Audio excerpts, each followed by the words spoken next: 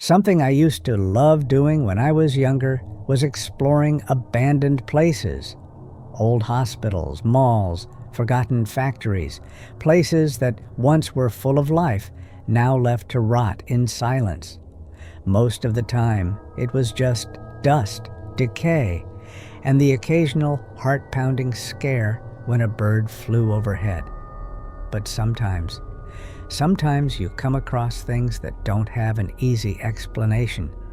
Tonight, I'm going to be sharing 7 creepy urban exploration stories, experiences that will make you think twice before stepping into an abandoned building. So grab your flashlight, keep your head on a swivel, and let's dive into the darkness together. Story 1. The door that shouldn't have opened. When I was about 19, my best friend Luke and I got heavy into urban exploration. Old schools, abandoned malls, storm drains, you name it, we tried to sneak into it. But the worst place we ever went, the one I still think about way too often, was this abandoned hospital on the edge of town. It was one of those hulking brick buildings with boarded-up windows and weeds cracking through the asphalt parking lot. The kind of place that felt wrong even from the outside. We parked down the street around midnight, hopped the rusted fence, and slipped through a gap in the plywood over one of the back doors. Inside, the air was stale and heavy, thick with that abandoned building smell. Wet rot, mold, something metallic underneath it all. Our footsteps echoed way too loudly in the empty halls. At first, it was the usual exploration. Peeling paint, busted gurneys tipped over in the hallways, broken windows rattling in the breeze. We made jokes to keep the tension low, laughing at how creepy it would be if something actually moved. Then we found the door. It was different from the others. Heavy, solid steel, like a vault door you'd see in a prison. The weirdest part? Someone had spray painted over it in thick, red letters, "Do not open." Luke immediately wanted a picture next to it. Typical him. I was already feeling uneasy, but I played along, snapping a photo of him pretending to yank the handle. That's when we heard it. Click. We both froze. The door had shifted, just a hair, creaking open like someone on the other side had turned the lock for us. I tried to laugh it off. Maybe the pressure change from the broken windows was doing it. Maybe the building settling. Whatever excuse I could tell myself. Luke, of course, had zero hesitation. He gave me a grin and pushed the door open wider with a loud groan. Inside was a small, dimly lit room. There were no windows, no furniture, just a single cracked mirror bolted to the far wall. We stepped inside, the air immediately colder, almost damp. At first, it just looked like an empty storage room, nothing special. But then I noticed something in the mirror. Reflected behind us, in the hallway we just came from, were 2 more figures, standing completely still. I spun around so fast I nearly tripped. But the hallway was empty, just the long stretch of peeling wallpaper and flickering emergency lights. When I looked back at the mirror, the figures were closer to us. I remember grabbing Luke's sleeve without even thinking, and yanking him backward out of that room. As soon as we crossed the threshold, the door slammed shut behind us so hard it shook the walls. We didn't wait. We sprinted, blindly, back down the hall, not caring about being quiet anymore. Every door we passed seemed to creak open a little wider as we ran, like the whole building was waking up. When we finally burst back outside, gasping in the cold night air, Luke was laughing, but it wasn't real laughter. It was that kind of panicked, hysterical laugh you do when you don't know how else to react. We didn't talk much on the drive home, not that night. The next day, when we looked at the photo Luke had taken at the door, we both stopped breathing for a second. In the background, reflected faintly in the cracked mirror, were the outlines of 2 people, standing shoulder to shoulder, watching. The strange thing was, they weren't standing behind Luke like you'd expect in a normal reflection. They were standing behind me. Neither of us went urban exploring for a long time after that. and if we ever passed by that part of town again, we made sure to look the other way. I still have the photo, buried somewhere deep in a box at my parents' house. I can't bring myself to throw it away, but you couldn't pay me enough to look at it again. Story 2. Whispers Beneath the Mall. When I was about 21, I got into a pretty bad habit of chasing that rush you get from exploring places you really shouldn't be. Old hotels, power plants, ghost towns, but nothing gave me that same rush like abandoned malls. There's something about seeing a place that used to be full of life. Music playing, kids laughing, families shopping, completely gutted and silent. It's unnerving in a way photos can't capture. This one mall was about 40 minutes outside the city, way out in the middle of nowhere. Closed since the early 2000s. I'd read rumors online that parts of it had collapsed, that it was dangerous to even walk inside, but that just made it more tempting. One night, around 11 p.m., I convinced my friend Darren to come with me. We parked behind a line of dead oak trees, killed the headlights, and made our way around to a broken service entrance. From the moment we stepped inside, it was like walking into another world. Dead silence. Dust particles floating in the beam of Darren's flashlight. Empty storefronts with shattered glass displays. Faded signs for stores that didn't even exist anymore. The carousel at the food court, half its horses missing, the others looking melted and warped. It was mesmerizing, but it was also suffocating, like the walls were pressing in. We explored for about 20 minutes, taking photos and joking around, when we started to hear it. At first it was so faint I thought I was imagining it. Whispers, like a low conversation. Not words exactly, more like the sound of voices murmuring just out of reach. I looked at Darren, he heard it too. We both froze, scanning the empty mall. The sound seemed to be coming from the ventilation shafts above us.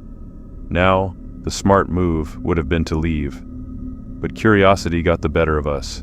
We followed the sound, weaving through dead escalators and toppled kiosks, heading deeper into the mall. Eventually, we found an old maintenance stairwell, leading down into the sub-basement, where the deliveries used to come in. The whispers got louder as we descended, still not clear, not understandable, but definitely there. At the bottom, it was almost pitch black except for the thin beam from Darren's flashlight. The hallways were lined with rusted pipes, broken shopping carts, old pallets rotting into the concrete. The whispers were practically in our ears now, but we still couldn't see anything. No people, no movement. That's when Darren spotted the ventilation shaft. It was hanging loose from the wall, its grill broken open like something had crawled out of it. He knelt down to peek inside with his light. I stayed back, and that's when I saw them. Not in the shaft, but on the floor right next to it. Footprints. Fresh, barefoot footprints, leading into the shaft, none leading back out. "Man, we need to go," I whispered, tugging at Darren's jacket. He didn't argue. We turned and started walking fast, trying not to sprint, trying not to make noise. And that's when something scraped inside the shaft behind us. Not footsteps, not whispering, scraping, like fingernails or claws dragging across metal. We didn't look back, we ran. It felt like forever before we reached the service door we came in through. When we finally burst out into the night air, I swear I heard the faintest laugh echo behind us, high-pitched, almost childlike. We didn't speak the entire drive home. Later, I tried to look up the history of the mall. There wasn't much. No murders, no missing persons reports. Just a quiet bankruptcy and closure. But someone or something never left. And sometimes late at night, when everything is dead quiet, I still think I hear those whispers. Story 3. The Basement Light. Photography's always been my thing, especially the weird stuff. Old factories, crumbling bridges, abandoned houses. There's just something about the way decay looks through a camera lens. One afternoon, I heard about a giant factory scheduled for demolition at the edge of town. Nobody had worked there in decades. Perfect place for a shoot. I parked nearby and slipped through a hole in the fence. Inside, it was exactly what you'd expect. Massive open floors, broken machinery, graffiti covering every inch of the walls. There wasn't a sound except for the occasional creak of the wind pushing through broken windows. After about an hour, as I was packing up to leave, something caught my eye. A light. Down a stairwell, leading into the basement, I could see the faintest flicker, which didn't make any sense. There hadn't been power in this place for years. I stood at the top of the stairs for a while, trying to convince myself it was just a reflection, maybe sunlight bouncing off something. But eventually, curiosity got the better of me. I headed down, one careful step at a time. The basement was freezing, way colder than it should have been, and it smelled awful. Rotting metal, wet concrete, something sharp underneath it all. The light was coming from a single bulb swinging from the ceiling about 50 feet ahead. It flickered irregularly, like someone was playing with the wiring. As I moved closer, my camera picked up something weird. On the concrete floor, circling the base of the hanging bulb, were deep scratches, thousands of them, big loops over and over, like something heavy had been dragged around in circles for hours, maybe days. There was something else too. In the shadows just beyond the circle of light, I could make out shapes, not clear ones, more like impressions, like people standing perfectly still, just out of sight. I froze. The light above me flickered harder, buzzing, and for a split second, I swear I saw one of the shapes shift. Just a little. That was enough. I backed up slowly, refusing to turn my back to whatever was in that basement. Every step I took, the air got heavier, thicker, like something was pressing against me. When I finally stumbled back up the stairs and into the daylight, the air felt like it burst open around me. I didn't stop moving until I was back in my car with the doors locked. Later that night, scrolling through the photos I took, I noticed something else. In the shots of the stairwell, right before I went down, there was a blurry figure crouched at the bottom, waiting. I didn't go back to that factory, and I don't think I ever will. Story 4. The Unmarked Room. A few years back, I was exploring an old psychiatric hospital with two friends. The place had been shut down since the late 70s, asbestos warnings, collapsed ceilings, all that. But there were still parts of it that felt weirdly intact. We'd found blueprints online so we wouldn't get lost. They were old, but they gave us a rough layout of the place. Everything was going fine until we got to the second floor. That's where we found a door that wasn't on any of the maps. It was tucked behind a broken shelving unit, half covered by torn plastic sheeting. No number, no sign. Just this rusted metal door with a dent near the handle, like someone had tried to break out or in. Naturally, we opened it. The room inside was strangely clean. Dusty, sure, but untouched compared to the rest of the place. There was a rusted metal bed bolted to the floor, an old toy rabbit lying on its side, and in the far corner, a pile of personal belongings. Clothes, a diary, even a cracked photo frame. We stood there in silence for a moment, taking it all in. Then my friend Jake pointed something out. Footprints. Small, bare ones, in the dust. They led from the bed to the back wall, and just stopped. No return prints, no smudges, just a trail that ended in the shadows. That's when the room got cold. Not drafty, cold. Like the temperature dropped 10 degrees in a second. I suddenly felt watched, like something in that room had woken up and realized we were there. I backed out, told the others we needed to go. Jake didn't argue. He looked pale. We left the door open behind us, didn't even talk about it until we were back outside. Later that night, I looked up the old hospital records out of curiosity. There was no mention of that room anywhere. But there was one unsolved note buried in a forum thread about a girl who had vanished inside the building in 1975. The only detail anyone remembered?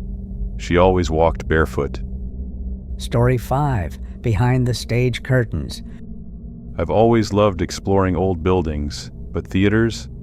They hit different. There's something eerie about a place built for crowds that now just echoes with silence. A few years ago, I snuck into a condemned theater downtown.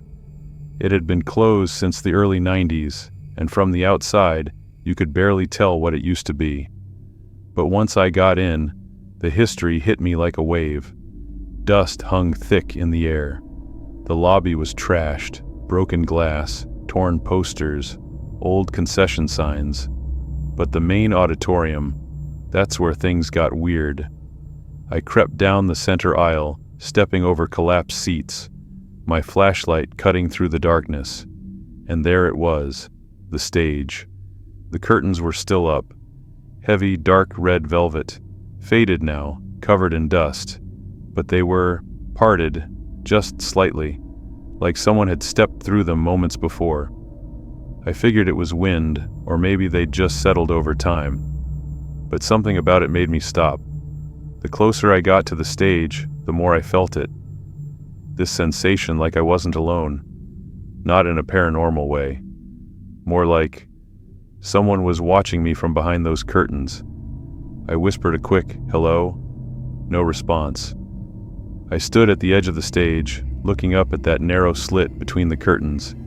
It felt like it was growing wider. I took a photo with my phone, hoping the flash might catch something my eyes couldn't. When I looked at the screen, my stomach dropped. There was a face, pale, sunken eyes, just barely visible behind the curtain, no expression, just watching. I looked back up, heart racing, but now the curtains were still. No face, no movement. I didn't stay to investigate. I turned and left as quickly and quietly as I could. Later that night, I checked the photo again, but the face wasn't there anymore. Just the curtains, closed tight. But I know what I saw. And every now and then, when I'm at a theater and the curtains start to move, I feel that same cold crawl across my back, like something still watching from just behind the stage. Story 6, The Silent Footsteps. A couple of winters ago, I decided to explore this half-collapsed office building that had been abandoned since the early 2000s. I was alone. Yeah, I know, dumb. But I had explored enough places to feel comfortable. At first, everything was normal. Dusty floors, broken glass, dead silence except for the wind slipping through cracks in the windows. I had just made it to the top floor when I realized my GoPro mic was picking up something strange. I didn't hear it in real time. It was only later, while reviewing the footage, that I caught it. Footsteps. Slow, deliberate, matching my pace exactly. But at the time, I felt something was off. That sort of pressure in the chest you get when you know you're being watched. I stopped by a hallway window to snap some shots of the city skyline, and that's when I heard it. This soft creak of a footstep on tile, directly behind me. I turned around fast. No one. Just empty hallway stretching into darkness. Still, I started walking back toward the stairwell. As I did, I kept hearing those same footsteps. Steady, heavy, and always behind me. They'd pause when I paused, resume when I did. At this point, I thought someone was playing with me. Another explorer maybe, or some squatters. So I called out, "Hello? You good?" Silence, but the footsteps kept coming. That's when I noticed something that made my blood run cold. The sound wasn't getting closer, it was circling me. Slowly, like I was being steered, gently, deliberately, back toward something. That's when I remembered the elevator shaft. It was busted open on this floor, no doors. Just a dark pit waiting at the end of the hallway. I was being herded toward it. I turned and ran, heart pounding. I don't even remember descending the stairs. I think I just flew down them. Outside in the snow, I finally stopped to catch my breath. When I looked back up at the building, there was a shadow in the window, not moving, just standing where I had been minutes ago. It didn't wave, didn't shift, just watched. I haven't gone exploring alone since. Story 7. The elevator that worked. It was last fall when we decided to check out the old Windmere Hotel, a seaside building that had been shut down for over a decade after a hurricane wrecked the lower levels. The place was in rough shape, graffiti everywhere, windows smashed, roof half caved in, but it still had that faded grandeur. Marble floors covered in seaweed and shattered glass, chandeliers hanging like skeletons. We were about 4 of us that day. Everyone had split up to explore different floors, so I wandered off toward the center of the building. That's when I saw it, an elevator. The panel beside it was lit up, a soft red glow. The doors were wide open, just waiting. There was no power anywhere else, not a single working light in the stairwells or hallways. But this elevator was powered on, humming quietly like it had never stopped working. I called my friend Rob over. He thought it was hilarious. Haunted elevator? What's the worst that could happen? Before I could stop him, he stepped inside. The doors immediately slid shut behind him. We both assumed it was some kind of automatic timer or gravity-assisted close. But then the display lit up. No floor number, just a glowing red block. I pressed the button. Nothing. We ran for the stairwell and bolted down, trying to meet him wherever it might stop. We hit the basement, figuring that's where it was heading. But the elevator wasn't there. There wasn't even an elevator shaft. Just a concrete wall where the doors should have been. 10 minutes later, we heard banging. From the first floor. We ran up, and there was Rob, sitting outside the building on the front steps, shaking and pale. He wouldn't speak at first, just kept staring at the ground like he was still processing something. When he finally did talk, he said the elevator went down for what felt like 10 or 15 floors, deeper than the building could possibly go. And when the doors finally opened, it wasn't another level. It was just a corridor. Concrete walls, narrow, covered in deep scratches, floor to ceiling. He heard something breathing in the dark. He didn't see anything, just that sound, getting closer. He hit every button on the panel until the elevator finally rose again. He's never set foot in an abandoned building since, and he won't talk about it anymore. But that elevator? We went back a week later in daylight. The power was completely off. The panel was dead. The doors were jammed shut and rusted over, like it had never moved at all. Urban exploration has a way of showing you the forgotten corners of the world. But sometimes, those places remember you too. Whether it's a whisper in the dark, a shadow that wasn't there before, or a door that opens all by itself, the line between abandoned and alive can get very, very thin.